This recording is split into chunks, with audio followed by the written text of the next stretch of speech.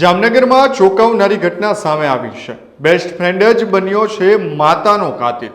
જામનગરમાં 2 દિવસ પૂર્વે શહેરના ડિફેન્સ કોલોની વિસ્તારમાં એક પરપ્રાંતીય મહિલાનો મૃતદેહ મળતા હાહાકાર મચી ગયો હતો।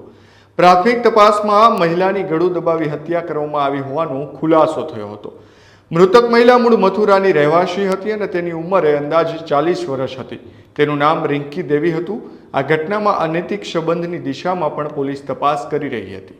હકીકતમાં મહિલા છેલ્લે 2 દિવસથી ગુમ હતી અને પરિવારજનોએ તેની ગુમ થવાની ફરિયાદ પણ નોંધાવી હતી।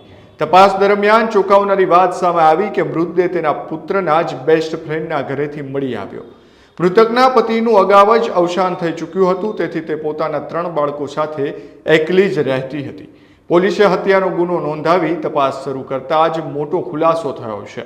મૃતકના પુત્ર રોહિતના જીગરજાન મિત્ર વિજય જ આ હત્યાનો આરોપી નીકળ્યો હોવાનું સામે આવ્યું છે। પોલીસે વિજયની કડક પૂછપરછ કરતા તેણે ગુનો કબૂલ કર્યો છે। તેણે મૃતદેહને બોરીમાં ભરી પોતાના રૂમમાં રાખ્યો હતો।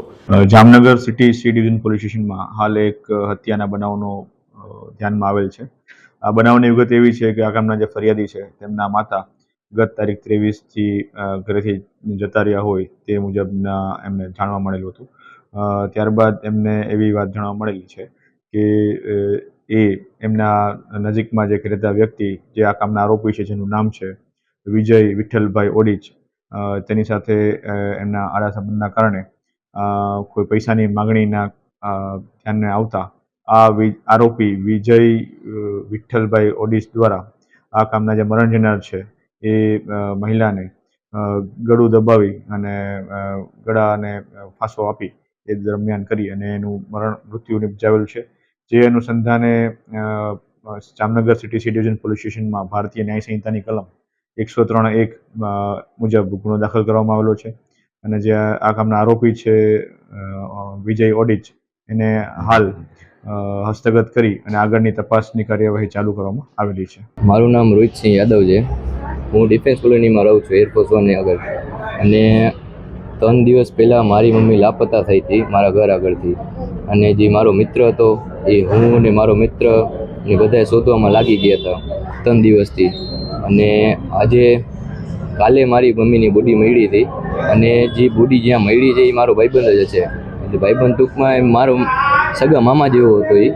એ વિશ્વાસઘાત કર્યો મારી હારે, અને બોડી એના ઘરમાંથી મળી આગળથી એના કાકા અને એનો નાનો ભાઈ એકે નથી, ઘરમાંથી ભાગી ગયા એ બધાએ। અને પોલીસને જાણ કરી કે આમાં ઘરમાંથી બોડી મળી છે। એટલે અમે તમારા પરિવારના સભ્યો કેટલા? અમારા પરિવારમાં સત્ય મારી નાની બેન છે 6 વર્ષની, એ તો બહુ નાની છે, અને મારો નાનો ભાઈ છે। અમારા આગળ પાછળ કોઈ છે નહીં। અમે મારા ફાધર 2021માં ઓફ થઈ ગયા હતા। આ ભાઈબંધ શું કામ કરે છે? તમારી સાથે શું મિત્રતા હતી કે શું? એ ભાઈબંધ મારાથી એટલે 6-7 વર્ષ જૂનો ભાઈબંધ હતો એક, અને મારી મમ્મી એને રાખી બાંધી હતી। પાડોશમાં જ રહી છે? અહીં પાડોશમાં જ એક પાછળવાળી ગલી મારી એમ પાડોશ જ હતો। અત્યારે તમે પોલીસને શું ફરિયાદ આપી છે?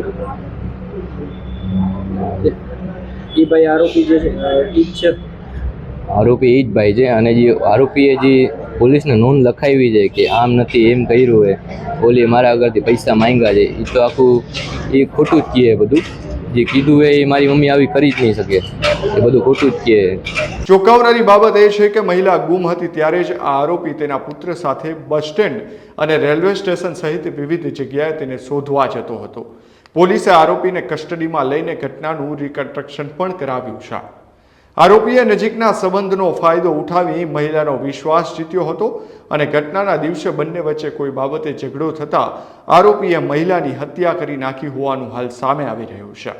મૃતક મહિલા મથુરાની રહેવાસી હતી અને હાલ પરિવાર સાથે જામનગરમાં રહેતી હતી। તે નાઘેડી ગામની દવા ફેક્ટરીમાં કામ કરીને પરિવારનું ગુજરાન ચલાવતી હતી।